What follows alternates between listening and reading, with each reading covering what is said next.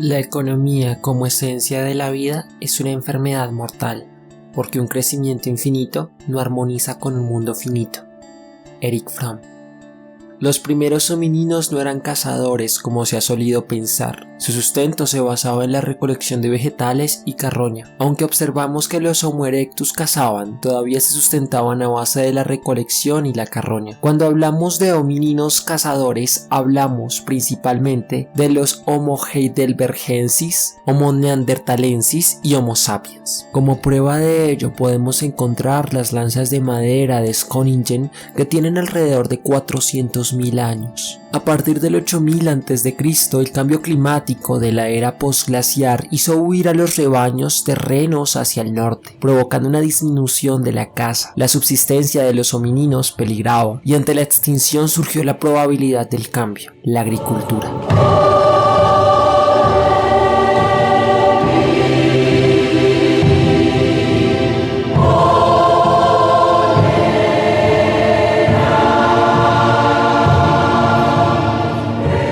Si de hablar de génesis de nuestra historia social se trata, este es un buen postulante. El arqueólogo Jan Gillane considera que la verdadera ruptura en la historia no fue la escritura, sino la agricultura. La agricultura llevó a los humanos a nuevos caminos de desarrollo, estructuras sociales basadas en formas de organización política que eran continuadas por su comportamiento animal y formas de administrar los nuevos recursos. Aquellos que enfrentan a la naturaleza sin miedo son los que alcanzan... ¡Me caí! ¡Homero! ¡El freno de mano! Las primeras culturas agrícolas surgieron en el sudeste de Anatolia hacia el 8000 a.C. Esta zona es la media luna fértil, un término creado por el arqueólogo James Henry Breasted, una región histórica entre el levante mediterráneo, Mesopotamia y Persia, un sitio estratégico para el cultivo y por lo tanto muy disputado. Muchas poblaciones son arrasadas por el control de este lugar, y todo por una razón: la subsistencia económica. Los poblados más fuertes crecen y se multiplican hasta el punto de dejar de ser poblados y convertirse en formas antiguas de ciudades. Las primeras ciudades tenían un orden político, económico y religioso fusionado. Es decir, una ciudad era estado, base económica y templo a la vez. Por tanto, los gobernadores eran reyes, administradores y sacerdotes entre el periodo del dinástico temprano, alrededor del 2900 y 2350 a.C. Las nacientes ciudades-estado de Sumeria se constituían en cercos amurallados. Solo hubo un centro de poder para todas las ciudades-estados sumerias, en tiempos de los acadios, el primer imperio conocido. Ahora bien, la prosperidad de las ciudades-estados era relativa, porque cada tanto había nuevas invasiones y por tanto nuevas administraciones políticas de la tierra. Por lo menos la subsistencia alimentaria era algo que se podía satisfacer, a tal punto que surgieron profesiones que no se dedicaban al cultivo o al ganado, como es el caso de los sacerdotes o los comerciantes de cosas que no necesariamente eran alimentos. En la zona entre Mesopotamia y Egipto, una serie de ciudades-estados de las costas eran conocidos por unas telas entintadas de rojo púrpura demasiado preciadas para su tiempo. Eran los fenicios y serían denominados como cananeos, que significa mercader.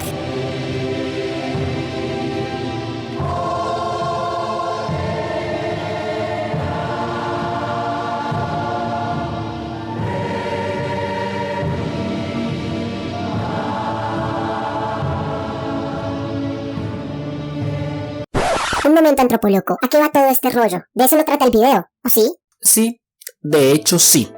En este relato histórico, que aunque largo era necesario, he detallado 3 variables fundamentales en el orden sociopolítico y económico de Mesopotamia. Primero, la administración de recursos es intrínseca a la organización social. Segundo, el recurso genera conflictos bélicos y políticos a la hora de administrarse. Y tercero, el comercio constituye formas de relaciones intersociales y de intercambio cultural. No quiero universalizar de buenas a primeras el juego económico político de todos los grupos humanos, pero sí quiero que entendamos que aunque el orden varíe de comunidad en comunidad, su relación sigue siendo intrínseca. En este punto tengo que hacer una distinción analítica importante para que entendamos el momento en el que distinguimos una cosa de la otra. Una cosa son los procesos económicos y políticos en sí mismos, y otra cosa son el estudio de los fenómenos económicos y políticos. En la actualidad realizamos una separación epistemológica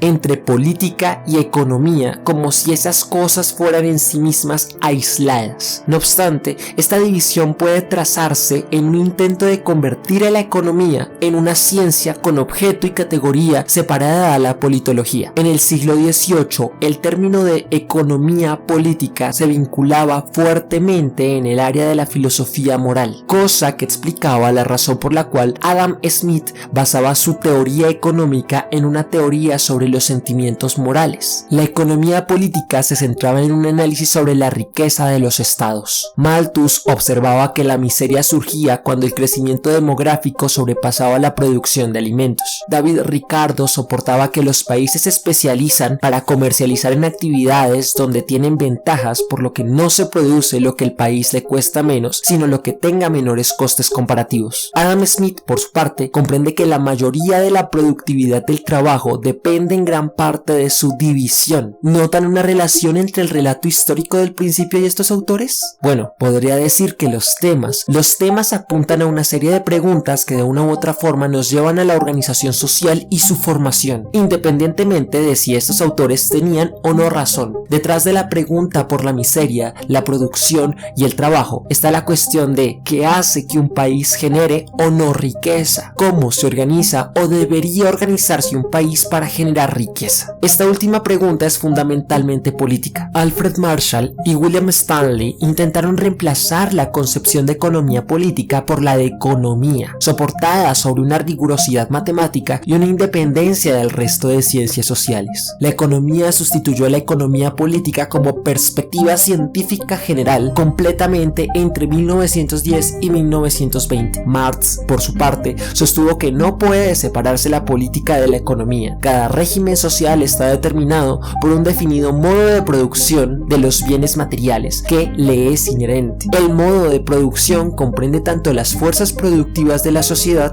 como las relaciones de producción de los hombres, formando un conjunto de estructura económica de la sociedad, la economía. Creo necesario que comprendamos que aunque la política y la economía son dos dimensionalidades sociales muy cercanas, poseen cierta autonomía interdependiente.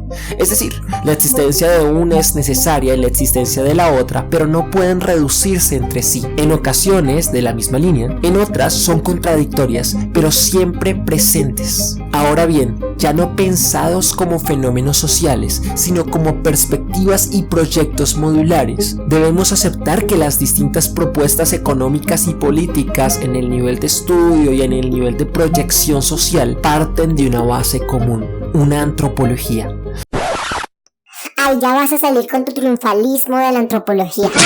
No me malinterpreten. No me refiero a que las ciencias económicas y políticas dependan de la ciencia antropológica, sino que las propuestas y observaciones político-económicas se fundamentan en una antropología. En otras palabras, en una perspectiva de lo que es el ser humano. Adam Smith tuvo que partir de una naturaleza egoísta del ser humano para proponer su teoría económica. Marx, en el fondo, comprende al hombre salvaje de Jacques Rousseau. La escuela neoclásica constituye un Homo economicus que soporta las lógicas del mercado, y Hobbes tiene que postular un hombre de naturaleza malvada para justificar la monarquía totalitaria. El tipo de antropología que se constituye en la base de las teorías económico-políticas es el punto de conexión más próximo entre política y economía. Ahora, ¿a qué responde esa antropología particular? Responde a una forma ideológica en la que se entiende el mundo. Es decir, la tríada economía, política y antropología nunca es neutral,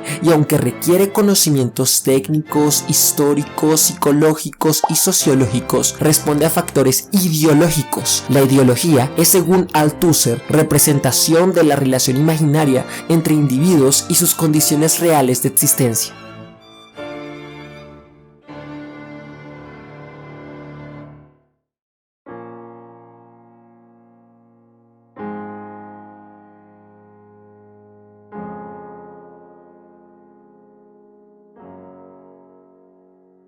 Si la supervivencia implica conocer e interactuar con nuestro entorno, esa relación que podemos trazar en nuestro consumo y transformaciones del mundo en mercancías, en recursos y en bienes, influye en la manera como nos organizamos para sobrevivir. No basta con consumir y reproducir nuestros objetos económicos. Es necesario comprender que la amalgama de la política y la economía se soportan en estructuras humanas que determinan ese consumo y esa reproducción. Nuestra vida social es una existencia condicionada que nos es externa e interna y que se justifica en un motivo de existencia. Es condicionada a un modelo económico y a un sistema político. Es condicionada a una perspectiva antropológica y a una postura ideológica. Cabría preguntarnos, ¿hasta cuándo nuestros acuerdos político-económicos tendrán que soportarse en la excusa de la supervivencia?